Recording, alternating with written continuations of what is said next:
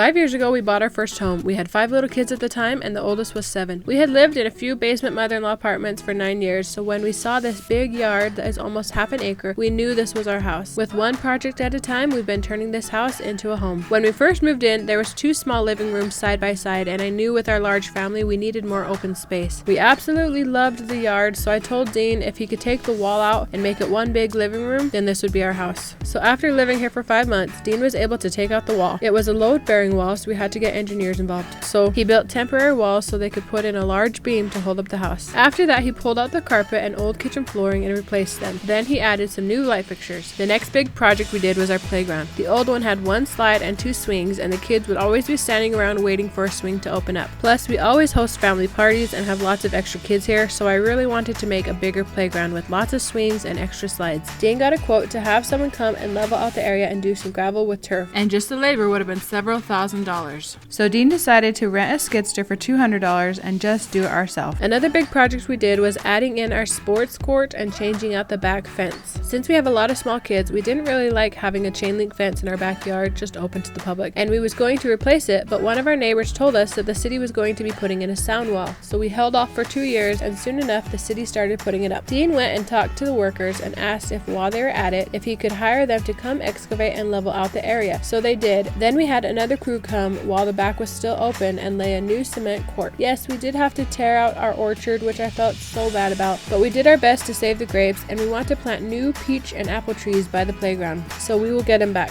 Next, we are starting our biggest project yet. So follow along with our family as we attempt to turn our crawl space into a separate apartment unit.